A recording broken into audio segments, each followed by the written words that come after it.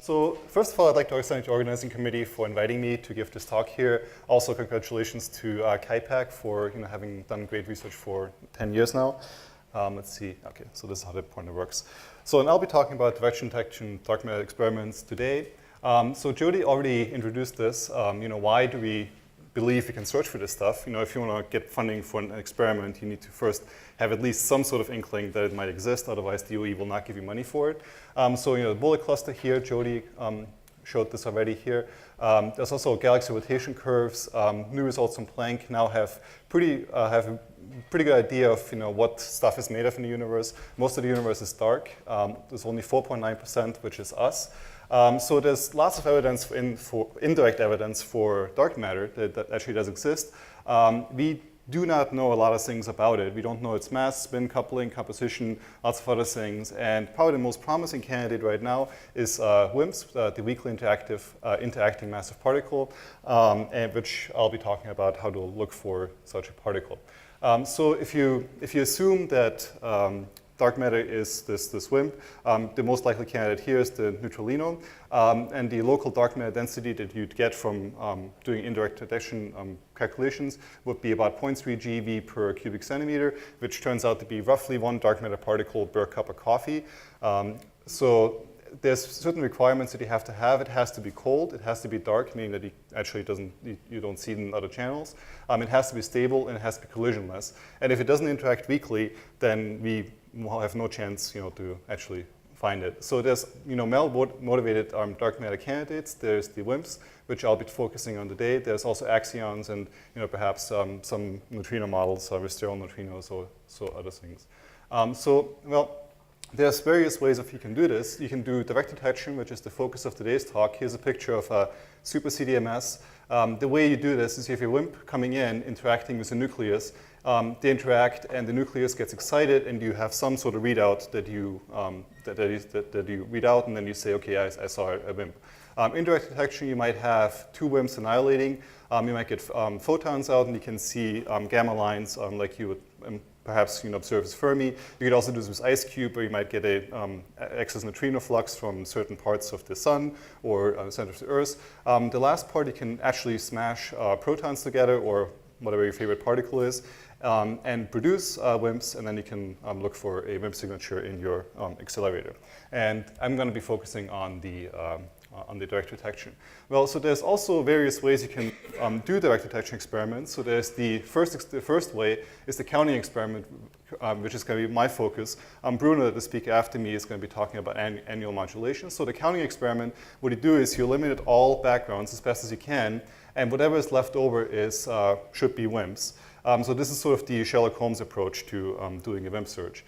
So the WIMP nuclear cross-section at this point has been pushed to roughly 10 to the negative 45 centimeters squared, which is quite impressive.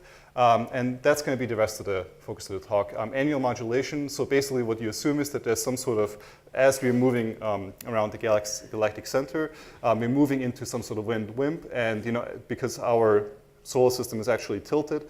Depending on what time of year it is, you might have more or fewer, a higher event rate or lower event rate. Of course, it's very difficult because you have to control your experiments throughout the year. So if you have a Christmas party that might produce extra events, that's bad. And then the last method of doing is diurnal modulation, where you have the WIMP direction would vary as throughout the day as we rotate. Okay, so what are some common issues for direct detection? Well, the biggest thing is that you have to minimize your background. If you have no background, then your sensitivity goes as time. If you have sensitivity, calculating sensitivity of this background, so you're subtracting some sort of background off, goes as square root of time. So, in order to optimize the money you're spending, you really want to have no background. So some background sources are decay chains from thorium, cobalt, uranium, krypton, radon, and all this stuff that builds up in your surrounding material and might even be in your detectors themselves. So you want to make sure you screen all your materials and so on. So there's of course, gamma and beta backgrounds from decays could also be activated by cosmic rays. There's alpha events, which can mimic a WIMP signal. That can be a dominant background in some experiments, but isn't a big issue for most experiments. The biggest and most dangerous background is really neutrons, because if you have a single scattered neutron in your detector, that's basically indistinguishable from a single scatter from a WIMP. If you have multiple scatters in your detector from neutrons, then you might be able to do some fancy reconstructions and figure out that there has been multiple scatters and therefore eliminate that background. Well, there's various interactions you can have. You can have a gamma or a beta preferentially scatters off an electron, so then you'd have a scattered electron going out, or you'd have a scattered gamma, and then you'd get your initial scattered gamma or a beta coming back. So that's what's known as an electron recoil. Or you can have a neutron, generally a nucleus, or your friendly neighborhood WIMP coming in and scattering of a nucleus in your experiment. And basically, these two interactions are quite different.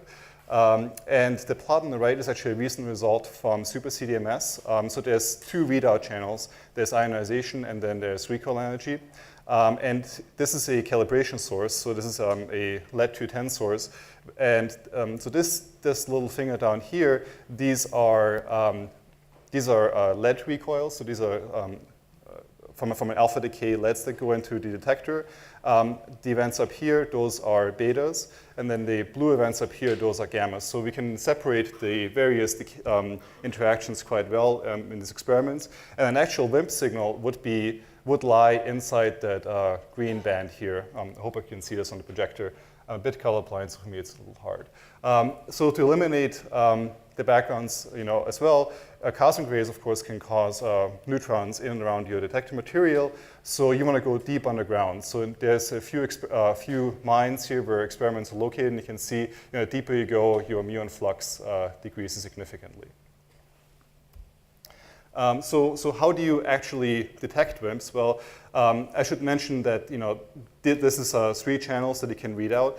There's also other methods of doing this, but this is what I'm going to be focusing on today. So there's you can either look for light, you can look for charge, or you can look for phonons. Phonons, in this case, being a proxy for heat. And so as you're going clockwise from reading out light to charge to phonons, you improve your resolution and you improve your energy thresholds. You can look for lighter mass WIMPs, but it also requires you that you go to lower temperatures. And as you go from phonons to charge to light, that basically means that you improve your surface effects because you generally go to liquids. And also, because you go into liquids, it improves your scalability, meaning you can build larger detectors for less money. So what are some of the experiments that employ these readout methods? Well, I recently counted, so there's 20 experiments that are basically active right now. There's 27 that are sort of semi-active. I didn't put all of them on here, so if your favorite experiment isn't on here, my apologies. So you can either read out light, charge, or phonons directly in just one signal, or you can read out a combination of the two. And I'll be focusing today on talking about super CDMS, which reads out charge and phonons at the same time, and light and charge, which I'm going to be talking about Lux, DarkSide, and Xenon. So what does the WIMP landscape look today? Well, there's very strong limits from Xenon 100 at this point, which is the strongest limit to date. On these limit plots, the x-axis is the WIMP mass in GeV, and the y-axis here is the nucleon cross-section in centimeters squared. So you can see the limit set by Xenon 100 is very, very strong as you're going to high mass. So this is 50 GeV here, so this is a zoom in of the plot on the top is a zoom in of the plot on the bottom. The low mass WIMP landscape looks quite a bit more interesting. There's actually some close contours, some recent results from CDMS2, also Cogent, that have observed a possible WIMP signal. But then, of course, there's tension between the limits being set by Xenon 100 and some of the other experiments. And I'll be talking about that in a little bit. Well, so what are some of the experiments? Well, so the one way of doing this experiment is you can use cryogenic solid-state detectors. So advantages of this technique, well, first let me say a few words of how this works. Is what you have is you have an interaction inside the detector. You produce some primary phonons that diffuse out. You apply an electric field across your detector, and the electric field drifts electrons one way and the holes in the other way. And as the electrons and holes drift, you create more phonons, known as Luke phonons, which you can collect. So you collect charges on holes on one side, electrons on the other side, and you collect phonons possibly on both sides. So the strength of this technique is it's been around for a long time, and it has proven to be excellent for background discrimination. Purity of detecting materials is generally very, very high, which means it's low intrinsic backgrounds. And it has a very low threshold and very good energy resolution. The weakness is that you have to actually build these chunks of metal, which means it's very difficult to get large mass. Much harder than you would with a liquid detector. And surface effects can mimic a WIMP signal. So I really like this quote from Wolfgang Pauli here. So God made the bulk and surfaces were invented by the devil. And I think anybody working on these solid-state detectors has at one point thought that. So super CDMS is the first experiment I'd like to talk about. So currently there's 5 towers instrumented. Each tower contains 3 detectors. There's a total of 9 kilogram mass currently running. And we're about 18 months into the current science run. And this is what the Sudan mine head looks in December. So quite cool. Not quite cryogenic, but it's getting close. Not really, but. So the detectors themselves are chunks of germanium. You have phonon sensors and charge sensors on either side. There's an electric field applied across. So it's held, at negative 2 volts on one side, 2 volts on the other side. And if you have something happening in the detector, you'll drift charges on holes to opposite sides. The detector themselves is a picture of a detector sitting in its actual housing. You can actually see that the phonon sensors and charge lines are actually visible with the naked eye, which is extremely cool. Well, so what are some of the results from Super CDMS? Well, Super CDMS we haven't actually published anything yet, but there's a recent result from CDMS2, which uses very similar technology. Super CDMS is an evolution of the CDMS2 technology. So there's this silicon result where 3 events were actually observed, which if you do a profile likelihood analysis, you actually get this closed contour, which has the optimal point, roughly the 8 GeV WIMP, which is very interesting, of course. And then here I also show the projections from various current data runs going on in Sudan and where those limits would lie compared to the actual optimal point. And you can see that we should be able to hopefully shed more light on this point in the future. So going on to liquid noble gas detection. Generally you can use, generally people have used xenon or argon. There's also consideration for using neon. So this, I think at this point, half an experiment using neon.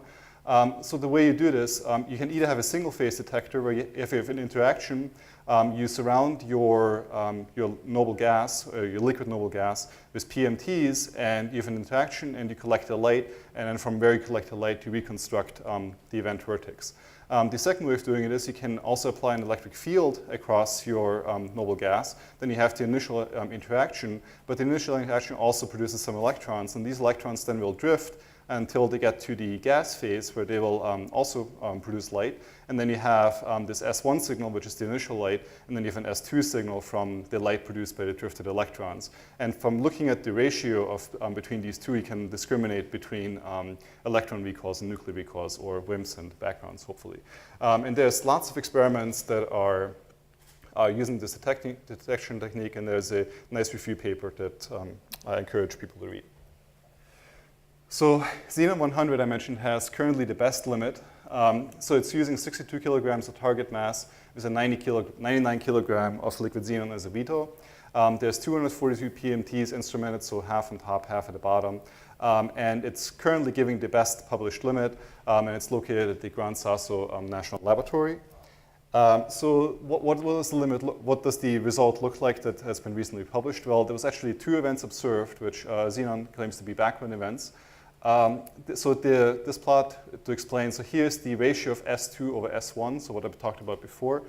And so here is the calibration data, is the red column map here is the calibration data they have, with this being, and then the points are from simulation. Now, Dan Hooper has recently published a quite interesting paper as well, which sort of assumes, well, what happens if I say these 2 events were really 8 GeV WIMPs? What would that look like in terms of what would I expect to see my signal? Well, you get these contours here. Again, and it's an interesting read. You should read it. It doesn't quite explain everything. it doesn't quite get the low WIMP mass landscape correct, but it's interesting to read. So DarkSide is actually an experiment that KIPAC is involved in. DarkSide uses argon, which has been mined from underground. The problem with atmospheric argon is that it's activated by cosmic rays and then becomes radioactive, so that's no good for these low background experiments. So you mine it from underground, which decreases that significantly. Argon is quite a bit cheaper than xenon, so you can get more detector mass for your money. Of course, argon has a few other problems compared to xenon. And DarkSide is now so it's starting a data run this fall, and hopefully we should see a physics result soon. The LUX is the last experiment I'd like to talk about today. LUX currently promises to have the best published limit soon. LUX is a 300 kilogram of active mass. 100 kilograms will be in the fiducial volume.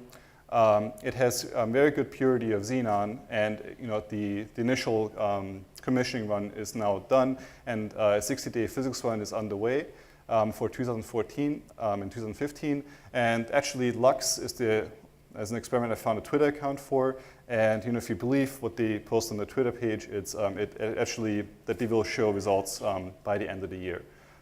So what does this landscape look like now in terms of the actual limits and the theoretical side of things? So well, there's the Xenon 100 limit, which is currently the strongest limit. There's a CDMS2 germanium limit. There's various other limits at the high mass. Really not too much things interesting are going on at the high mass. There's the PMSSM model here. NMSSM lies over here.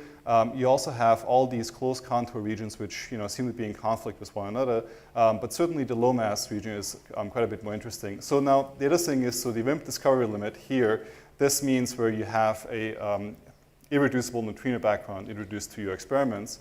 And as I mentioned before, of course you could do games with background subtraction, but when you do that, your sensitivity starts going as time to the square root, and it becomes very expensive to go another order of magnitude, and it becomes harder and harder to convince funding agencies that what you're doing is actually worth their money. But we're still kind of far away from this, so what does the future look like? Well, for the high mass, there's a promise from DarkSide G2, so the next phase of DarkSide, to give very good limits. Also LZ, which is the combination of Zeppelin and LUX, should get very, very close to the atmospheric neutrino limit already.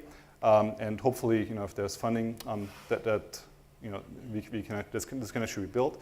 The other thing I would like to point out is that Super CDMS SNOLAB, well, can't really compete at the high mass. At the low mass, Super CDMS SNOLAB promises to have the best limit. As a matter of fact, Super CDMS SNOLAB should actually see the boron 8 neutrinos coming from the sun, which is quite impressive. Of course, if you start seeing neutrinos coming from the sun, they would decrease the sensitivity to the WIMPs, and the actual limit would probably go up a little bit. Well, the low mass region has quite a few contours that seem to be in conflict with one another. And also, there's this exclusion line from Xenon 100. So the problem is, so that's the problem. So what are some possible solutions? And this is not a complete list. If your favorite solution isn't on here, my apologies, and we should talk at a coffee break. So the experiments with contours is simply observing a background that's not understood. That's, of course, always a possibility. And if this was supposed to be a non-provocative talk, then I'd be focusing on this. So then the other two possibilities are Xenon 2 actually sees WIMPs, and you can make it compatible with the CDMS2 analysis, and Dan Hooper is investigating this. I'm also not going to talk about that today, just for time limits. So the last point here is, and this is work ongoing here at KIPAC, is that WIMPs actually have a preferred medium that they interact with. And so how does this work? Well, so here's a cartoon of how you might calculate the dark matter limits. So you have the standard Maxwell-Boltzmann distribution. That's what you assume for the velocity of WIMPs going through the galaxy in near us. So if the x-axis here is the velocity of the WIMP particle divided by the escape velocity. Now, if a WIMP is faster than the escape velocity, it'll presumably be long gone, and we won't be able to observe it. So that's the gray area. So we won't be able to see any WIMPs here. Now the black area here is that a WIMP might be, doesn't have enough energy, and of course it also depends on the mass. So let's say this is for a 50 GeV WIMP, you wouldn't be able to observe anything in the black part. So the only thing you can observe is what's in the white part in between here.